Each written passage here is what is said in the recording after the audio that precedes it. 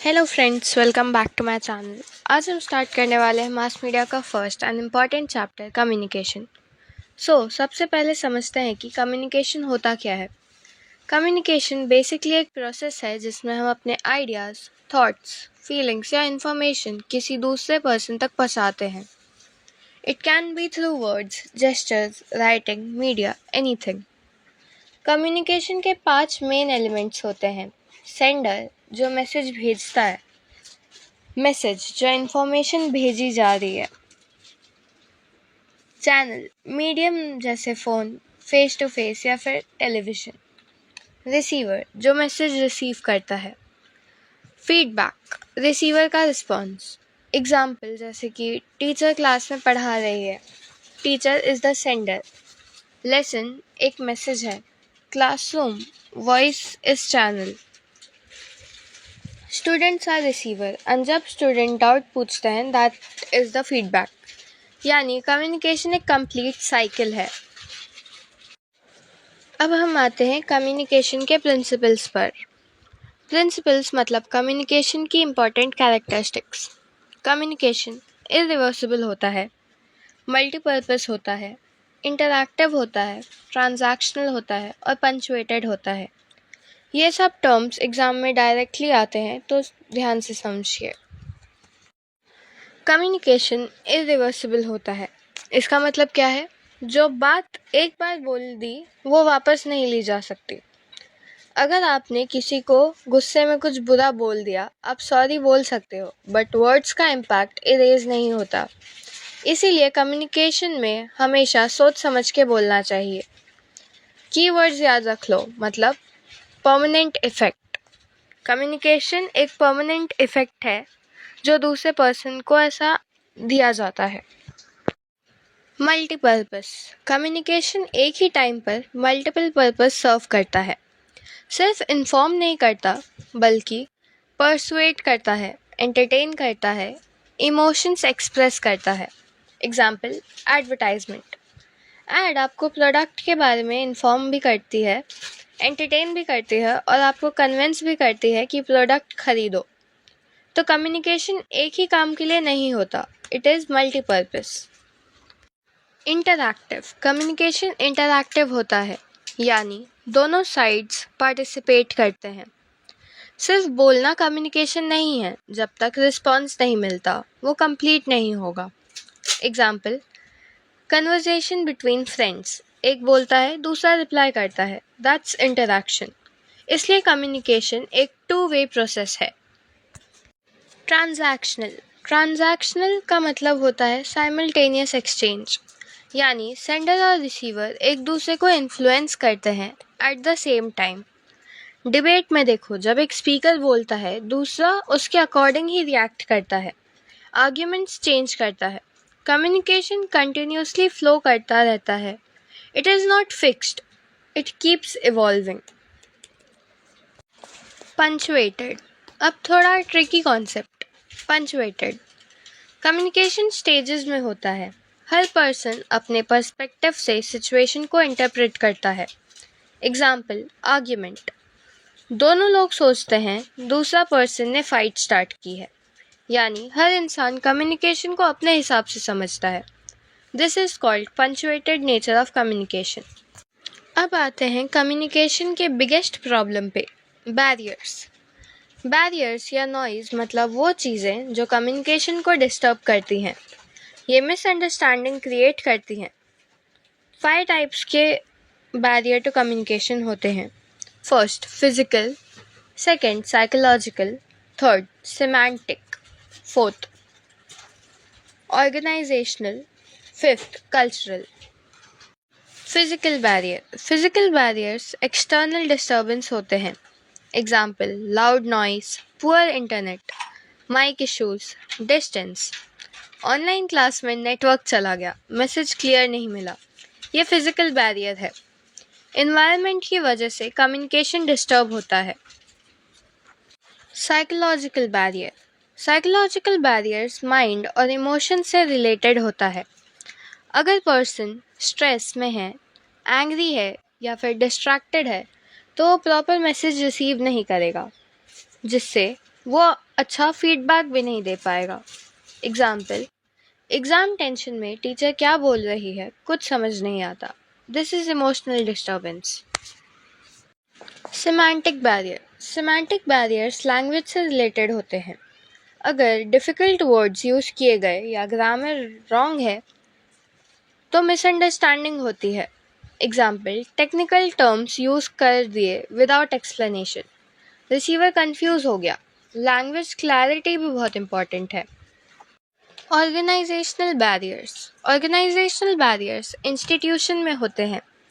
अगर कंपनी में long hierarchy है, पुअर मैनेजमेंट है, क्लियर इंस्ट्रक्शंस नहीं है तो मैसेज डिसॉर्ट हो जाता है।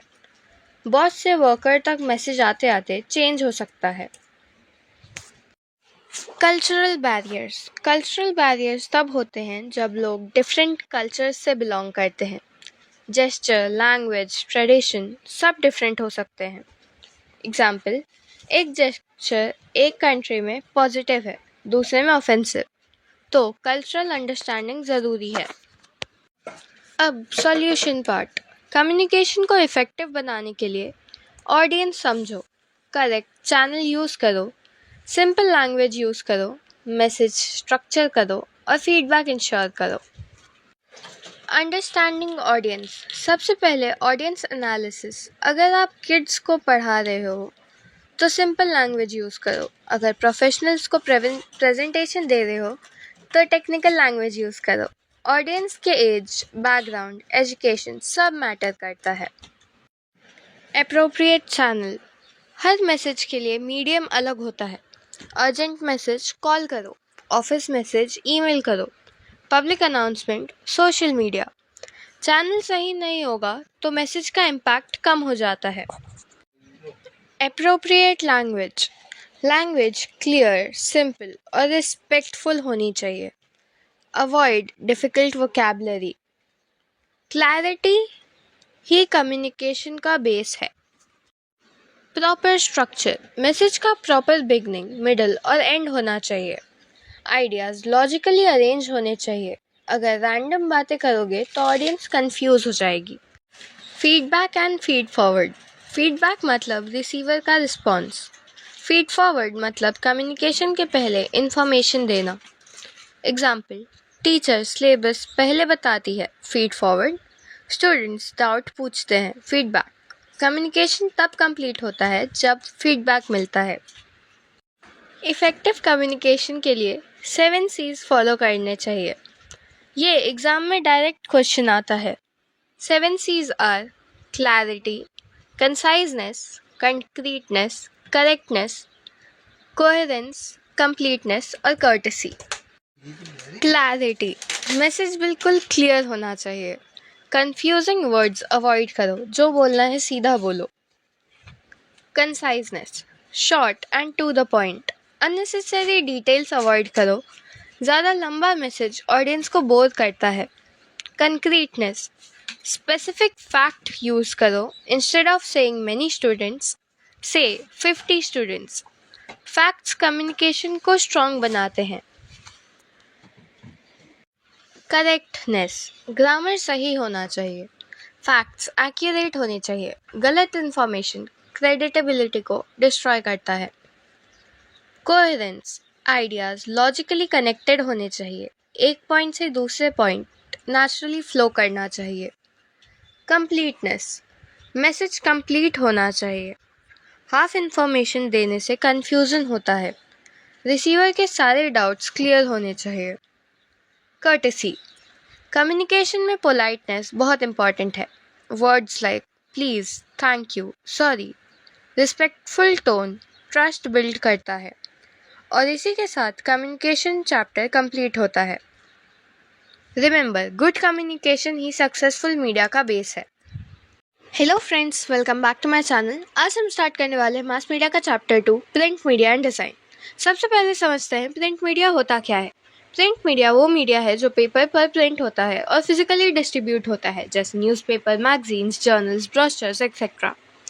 डिजिटल मीडिया आने के बाद भी प्रिंट मीडिया का इंपॉर्टेंस कम नहीं हुआ, क्योंकि क्रेडिटेबिलिटी और ऑथेंटिसिटी के लिए लोग आज भी न्यूज़पेपर पर ट्रस्ट करते हैं। सो बेसिकली प्रिंट मीडिया का मेन पर्पस है इन्फॉर्म करना, एजुकेट करना और एंटरटेन करना।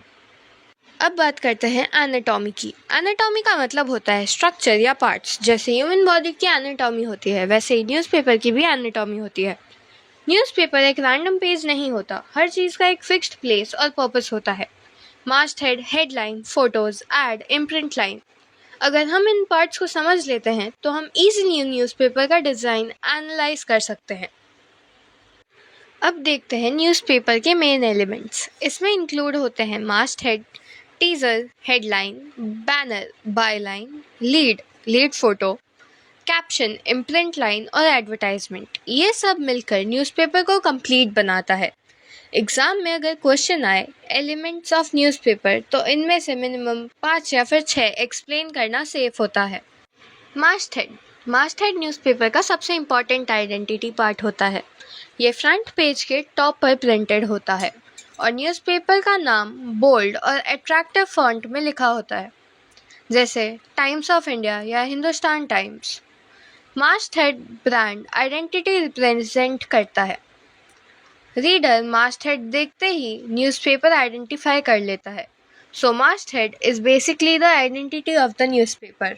टीजर एक छोटा सा प्रमोशनल लाइन होता है जो फ्रंट पेज पर दिया जाता है।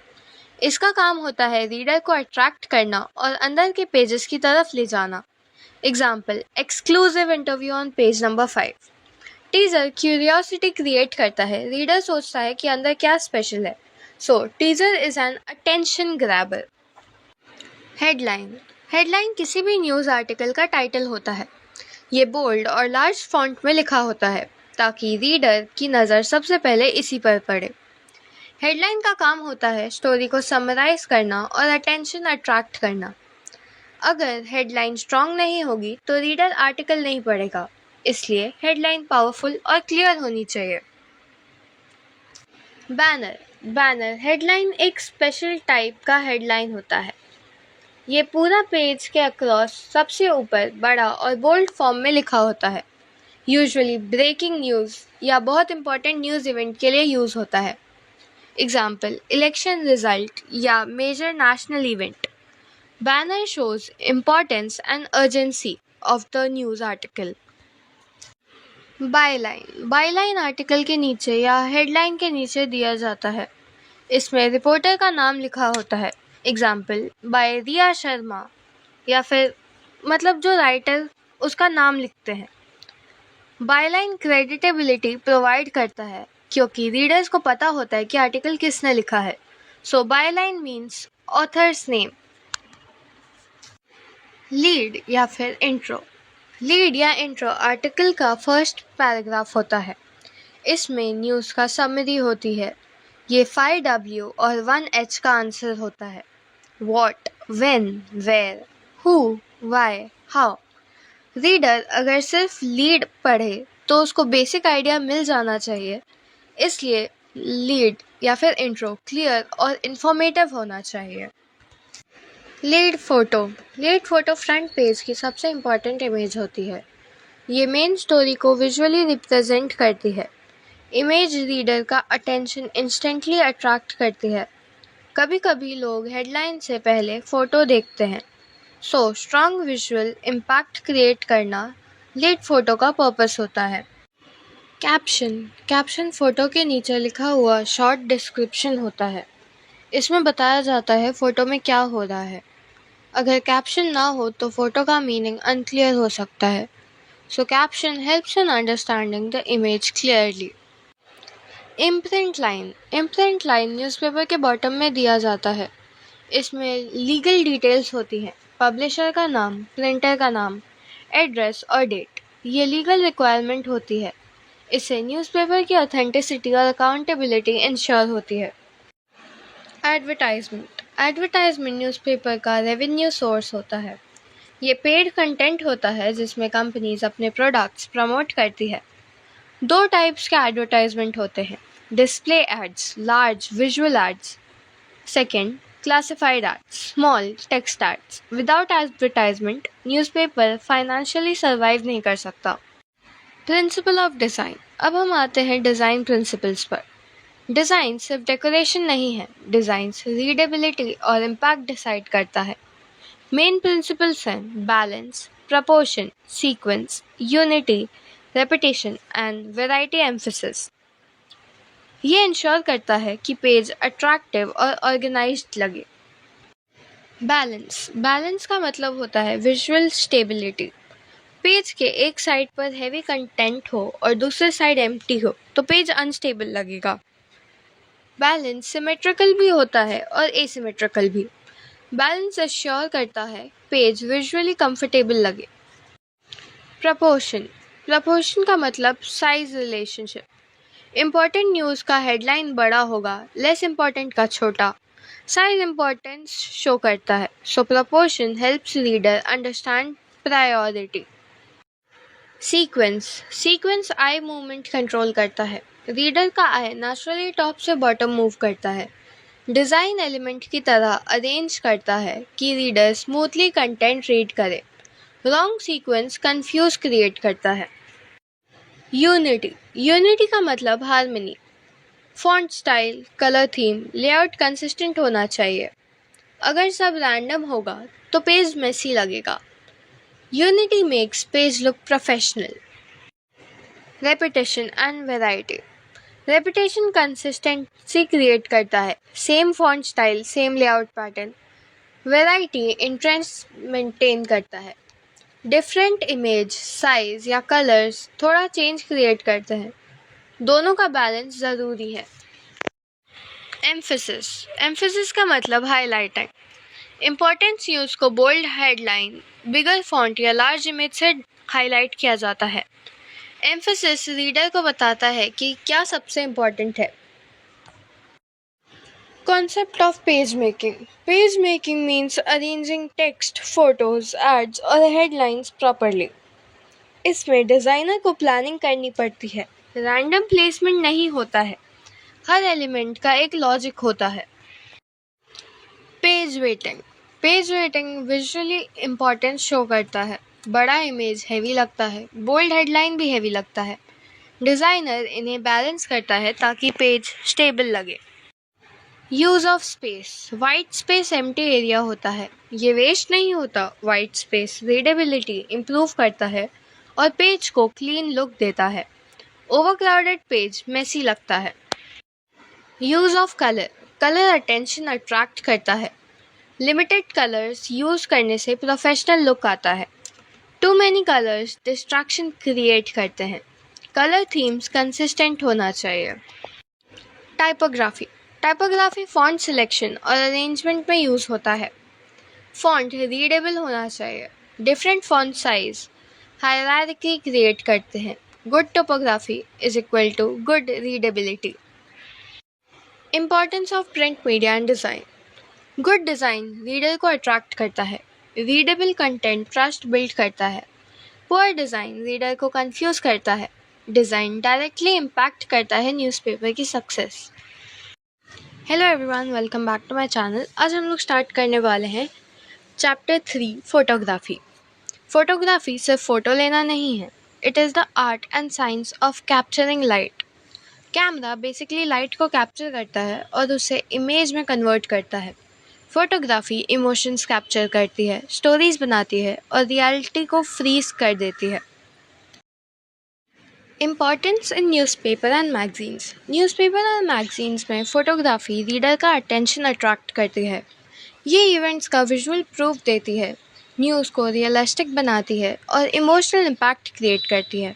जैसे फ्लड एरिया को फ़ोटो देखने से रीडर को सिचुएशन इंस्टेंटली समझ आ जाता है, इसलिए फ़ोटोज़ पेज डिज़ाइन को भी एनहांस करती है। विजुअल इम्पैक्ट इन जर्नलिज्म में फ़ोटोज़ क्रेडिटेबिलिटी इंक्रीज़ करती है।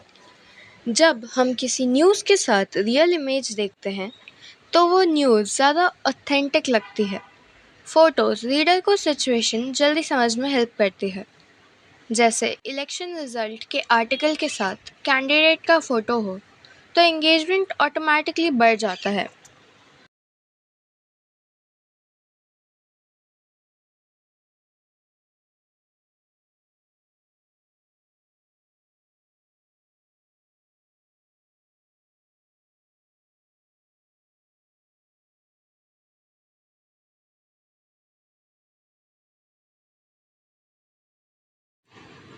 Roles in magazines. मैगजीन में फोटोग्राफी सिर्फ इंफॉर्मेशन नहीं देती बल्कि मूड और थीम क्रिएट करती है। हाई क्वालिटी इमेजेस मैगजीन को स्टाइलिश और अट्रैक्टिव बनाती है।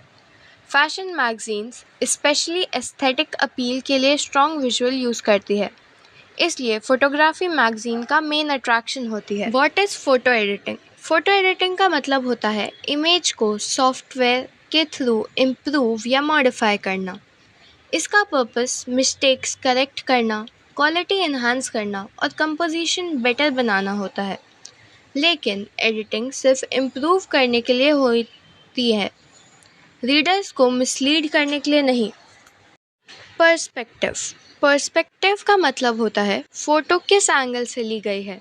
आई लेवल, हाई एंगल, लो एंगल कॉमन टाइप्स हैं। लो एंगल शॉट किसी पर्सन को पावरफुल दिखाता है, जबकि हाई एंगल शॉट उसे स्मॉलर या वीक दिखाता है।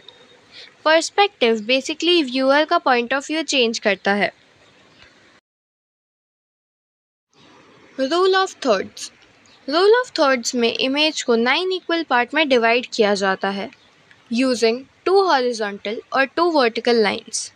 इम्पॉर्टेंट सब्जेक्ट को लाइन के ऊपर या इंटरसेक्शन पॉइंट पर प्लेस किया जाता है। इसे नेचुरल बैलेंस क्रिएट होता है और फोटो ज़्यादा इंटरेस्टिंग लगती है। ये एग्ज़ाम के लिए बहुत इम्पॉर्टेंट है। क्रॉपिंग। क्रॉपिंग का मतलब होता है फ़ोटो के अनवांटेड पार्ट को कट करना। इसका पर्पस डिस्ट्रैक्शन रिमूव करना और मेन सब्जेक्ट पे फोकस लाना होता है। जैसे बैकग्राउंड का एक्स्ट्रा पार्ट रिमूव करने में पर्सन हाईलाइट हो जाता है। इससे फ्रेमिंग भी इम्प्रूव होती है।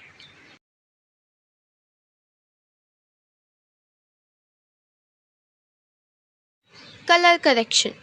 कलर करेक्शन इमेज की अपीयरेंस इम्प्रूव करती है। इसमें ब्राइटनेस और कंट्रास्ट एडजस्ट किया जाता है। ब्राइटनेस लाइटनेस कंट्रोल करती है और कंट्रास्ट लाइट और डार्क एरिया का डिफरेंस है। अगर डार्क फोटो में ब्राइटनेस इंक्रीज करें तो डिटेल्स क्लियरली विजिबल हो जाती है। ब्राइटनेस एडजस्टमेंट से फ़ोटो लाइटर या डार्क बन सकती है। अगर ब्राइटनेस ज़्यादा हो तो इमेज वॉश्ड आउट लगती है और अगर कम हो तो डिटेल्स क्लियर नहीं दिखते। इसलिए प्रॉपर बैलेंस मेंटेन करना बहुत इम्पॉर्टेंट होता है। और बैलेंस मेंटेन कैसे किया जाता है? ब्राइटनेस से।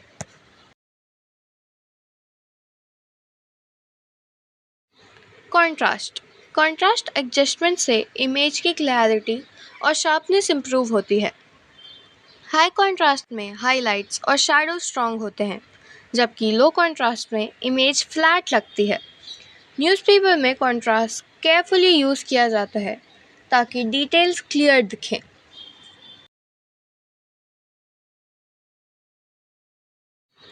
Image file formats. Image file format decide करता है फ़ोटो डिजिटली कैसे स्टोर होगी। Different formats quality, size, printing और ऑनलाइन यूज़ के अकॉर्डिंग चूज़ किए जाते हैं। इम्पॉर्टेंट फॉर्मेट्स है BMP, JPEG, PNG और TIFF। हर फॉर्मेट का अपना एक पर्पस होता है। BMT। BMT या बिटमैप हाई क्वालिटी फॉर्मेट है, लेकिन इसका फाइल साइज़ बहुत ज़्यादा लार्ज होता है। ये अनकम्प्रेस्ड फॉर्मेट होता है। न्यूज़पेपर में रेयरली यूज़ होता है क्योंकि हेवी साइज़ फाइल का साइज़ हैंडल करना बहुत डिफ़िकल्ट होता है। JPEG। JPEG सबसे कॉमनली यूज फॉर्मेट है। ये कंप्रेस्ड होता है, इसलिए फाइल साइज़ छोटा होता है। न्यूज़पेपर्स, वेबसाइट और सोशल मीडिया में मोस्टली JPEG यूज़ होता है। थोड़ी क्वालिटी लॉस होती है, लेकिन स्टोरेज फ्रेंडली होता है।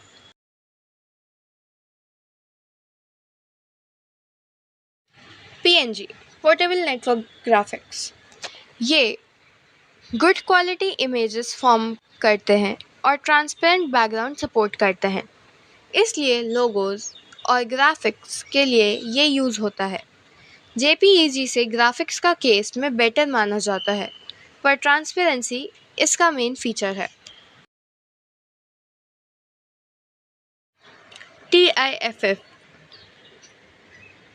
Tagged image file format. TIFF बहुत हाई क्वालिटी फॉर्मेट है और प्रोफेशनल प्रिंटिंग के लिए यूज़ किया जाता है। इसका फाइल साइज़ लार्ज होता है। मैगजीन्स और प्रिंट प्रोडक्ट्स में प्रेफर्ड होता है ये, क्योंकि इसका प्रिंट क्वालिटी बेस्ट होती है। Ethical use of photo editing. Photo editing का मेन रूल है क्लैरिटी इम्प्रूव करना, रियलिटी चेंज नहीं करना चाहिए। ब्राइटनेस एडजस्ट करना एक्सेप्टेबल है, लेकिन इम्पॉर्टेंट ऑब्जेक्ट रिमूव करना अनएथिकल है। मीडिया को ट्रुथ मेंटेन करना ज़रूरी होता है। Importance of photography in mass media. Photography mass media में कम्युनिकेशन स्ट्रॉन्ग बनाती है। ये इमोशनल कनेक्शन क्रिएट करती है, इंगेजमेंट इंक्रीज करती है और विजुअल अपील इम्प्रूव करती है। इसीलिए कहा जाता है picture speaks louder than words. ये था आपका चैप्टर फोटोग्राफी। अब मैं ये कंक्लूड करना चाहूँगी कि फ़ोटोग्राफी सिर्फ इमेजेस कैप्चर करने की टेक्निक नहीं है, बल्कि एक पावरफुल कम्युनिकेशन टूल है। Hello friends, welcome back to my channel. आज हम लोग मास मीडिया का चैप्टर 4 टेलीविज़न के बारे में पढ़ेंगे। टेलीविज़न एक बहुत इम्पॉर्टेंट पावरफुल इलेक्ट्रॉनिक मीडियम है जो साउंड और मूविंग इमेजेस के थ्रू इंफॉर्मेशन और एंटरटेनमेंट दोनों प्रोवाइड करता है। इस चैप्टर में हम टेलीविज़न की हिस्ट्री, उसकी कैरेक्टरिस्टिक्स, उसके टाइप्स और इंडिया में टेलीविज़न ब्रॉडकास्टिंग के डेवलपमेंट के बारे में डिटेल में समझेंगे। Introduction to television. टेलीविज़न एक इलेक्ट्रॉनिक ऑडियो विजुअल मीडियम है जिसमें साउंड और विजुअल्स दोनों एक साथ प्रेजेंट होते हैं। इसीलिए इसका इम्पैक्ट रेडियो या न्यूज़पेपर से ज़्यादा होता है। टेलीविज़न का use news, entertainment, education, sports और एडवर्टाइजमेंट के लिए होता है।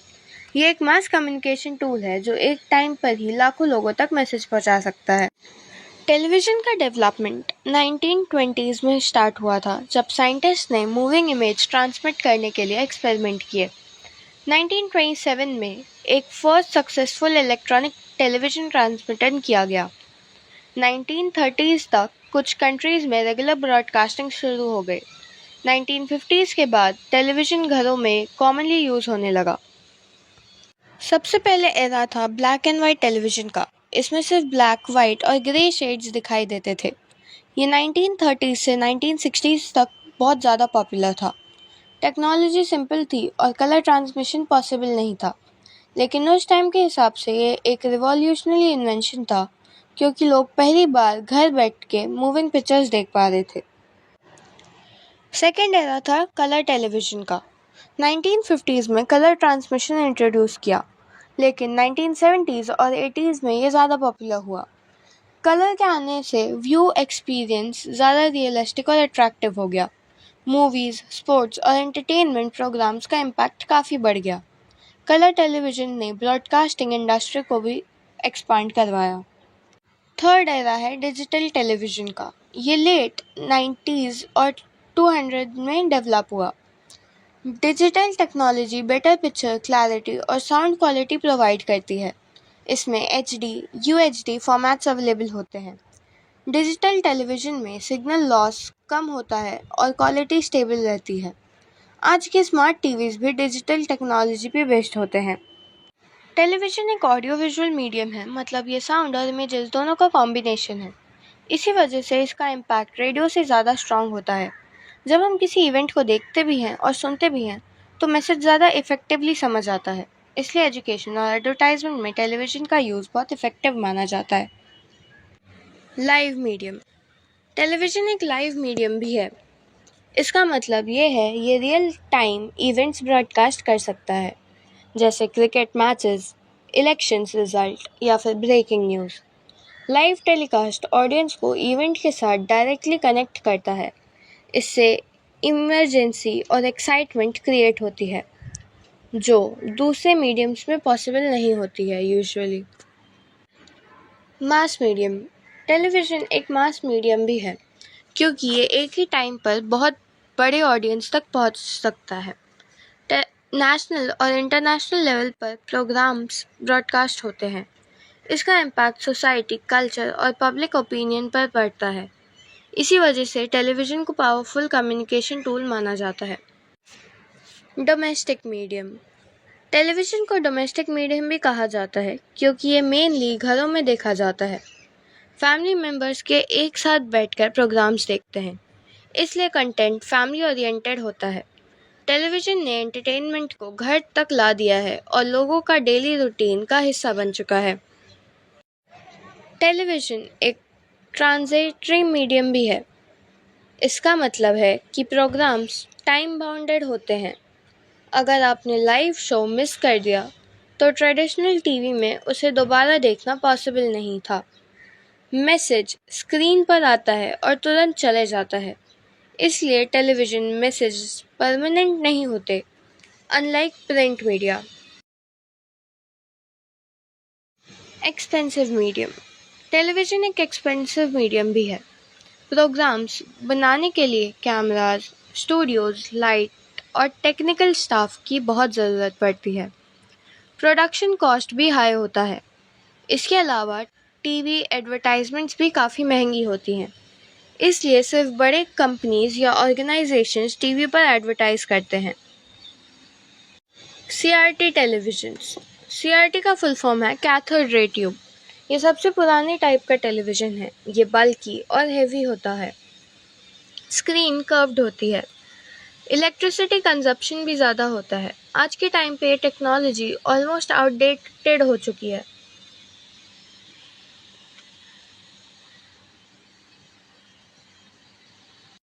Plasma television. Plasma television CRT से बेटर क्वालिटी प्रोवाइड करता है।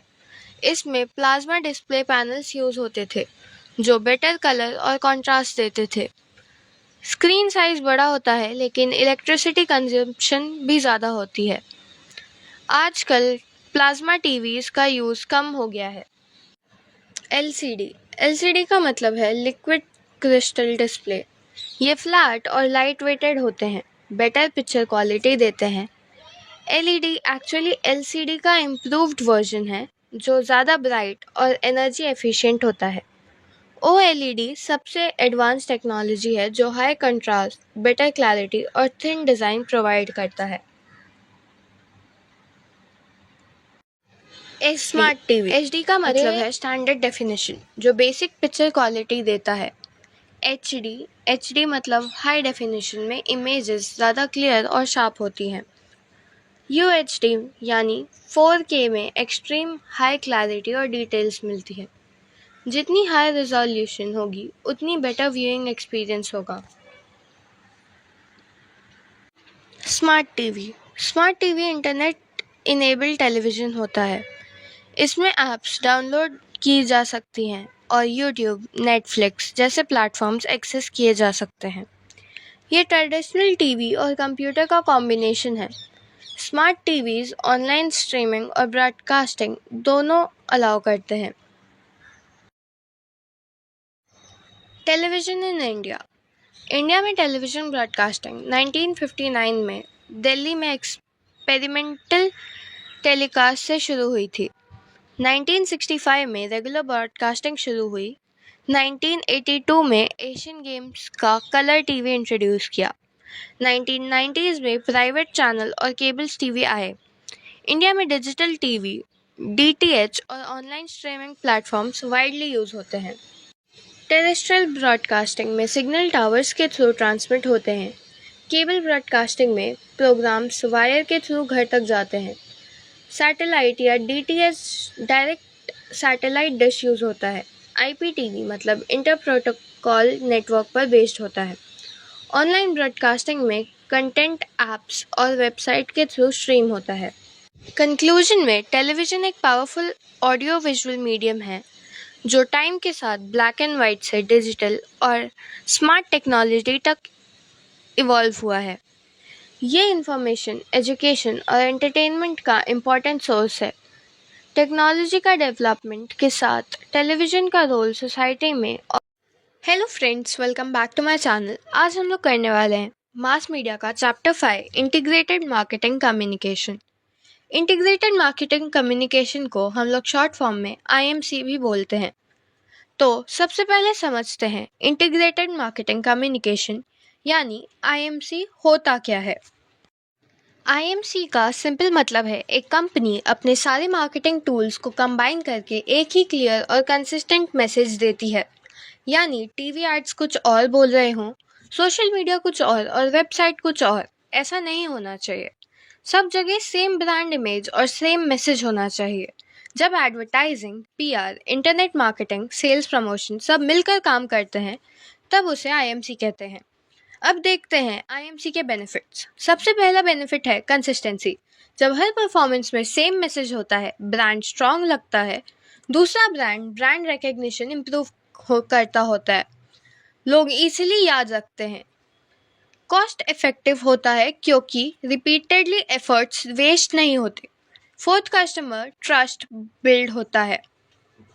डायरेक्ट मार्केटिंग का मतलब होता है जब कंपनी डायरेक्टली कस्टमर से बात करती है बिना किसी मिडल मैन के, यानी no wholesaler, no retailer involve in communication, जैसे SMS offers, email promotions, telemarketing call, WhatsApp messages. इसमें मैसेजेस पर्सनल होते हैं और कंपनी डायरेक्टली रिस्पॉन्स एक्सेप्ट करती है।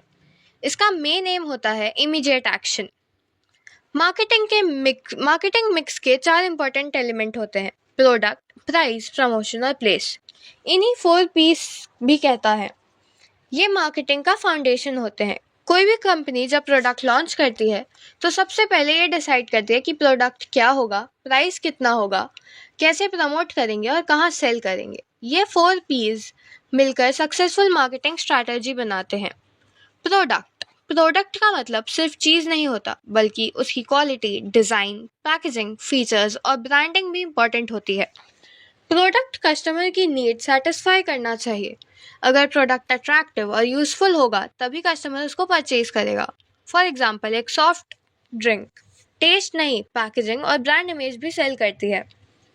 प्राइस वो अमाउंट है जो कस्टमर प्रोडक्ट के लिए पे करता है। प्राइस डिसाइड करते time company cost of product, competition और टारगेट ऑडियंस को कंसिडर करती है। अगर ब्रांड लग्जरी है तो हाई प्राइस रखा जाता है, अगर मास ऑडियंस के लिए है तो अफोर्डेबल प्राइस होता है। प्राइस ब्रांड इमेज को भी अफेक्ट करता है। प्रमोशन का मतलब होता है प्रोडक्ट के बारे में लोगों को इन्फॉर्मेशन और परसुएट करना। इसमें advertising, sales promotion, public relation और पर्सनल सेलिंग्स आते हैं।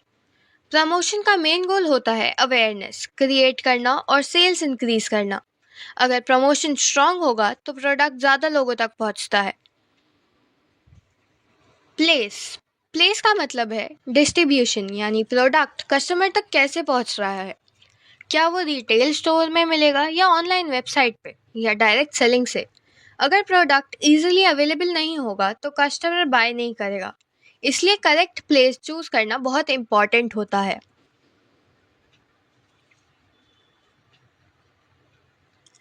इंटरनेट मार्केटिंग का मतलब है प्रोडक्ट्स और सर्विसेज को इंटरनेट के थ्रू प्रमोट करना। इसमें social media ads, email marketing, websites, online banners सब इंक्लूड होते हैं। आज के टाइम पे इंटरनेट मार्केटिंग बहुत पावरफुल टूल है क्योंकि ज़्यादातर लोग ऑनलाइन ज़्यादा एक्टिव रहते हैं और सारी चीज़ें परचेज ऑनलाइन ज़्यादा इजी हो गया है। इंटरनेट आईएमसी का स्ट्रॉन्ग टूल है क्योंकि ये एडवर्टाइजिंग, पीआर और सेल्स प्रमोशन सबको कंबाइन करता है।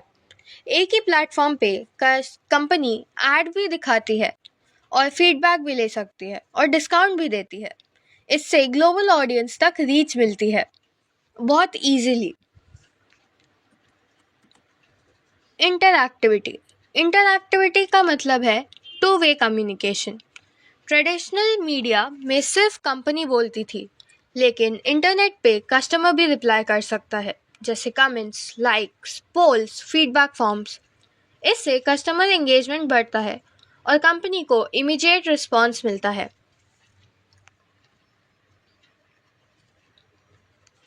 इंटरनेट मार्केटिंग के एडवांटेजेस हैं ग्लोबल रीच, कॉस्ट इफेक्टिव होना, 24/7 अवेलेबिलिटी और quick feedback.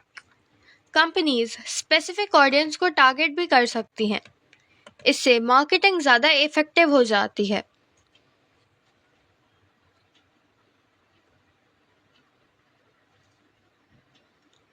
Disadvantages of internet marketing. हर चीज़ के डिसएडवांटेजेस भी होते हैं। इंटरनेट मार्केटिंग में हाई कंपटीशन होता है, नेगेटिव कमेंट्स क्विकली स्प्रेड हो सकते हैं, प्राइवेसी इशू भी हो सकती है और टेक्निकल प्रॉब्लम्स भी आ सकती हैं। इसलिए केयरफुल प्लानिंग बहुत ज़रूरी है। तो इसका हम लोग लिख सकते हैं high competition, privacy concerns, technical issues और negative comments. Sales promotion short term investment होते हैं जो कस्टमर्स को इमीडिएट परचेज के लिए इनकरेज करते हैं, जैसे discounts, coupons, by one get one free offers. इसका मेन एम होता है सेल्स को जल्दी बूस्ट करना।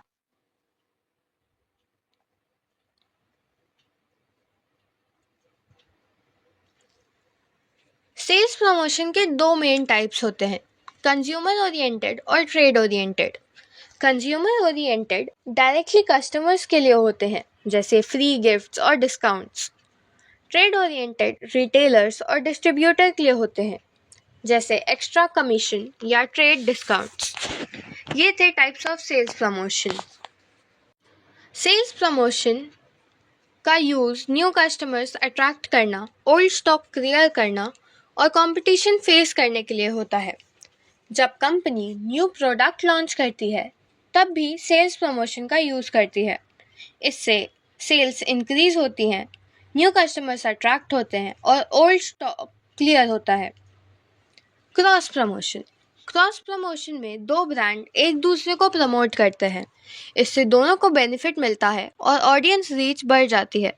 ये पार्टनरशिप स्ट्रैटेजी होती है। एग्जाम्पल, एक मूवी प्रमोट करना, एक फास्ट फूड ब्रांड और उसी के जैसे एक कोल्ड ड्रिंक या फिर कुछ ऐसा जो मूवी में दिखाया जाए और उसको प्रमोट कर रहे हैं साथ में। फिर एक होती है कोवर्ट एडवर्टाइजिंग। ये हिडन एडवर्टाइजिंग होती है जहाँ प्रमोशन ऑब्वियसली नहीं होता, जैसे मूवीज में प्रोडक्ट प्लेसमेंट। ऑडियंस को डायरेक्टली ऐड नहीं लगता, लेकिन प्रोडक्ट शो तो होता है।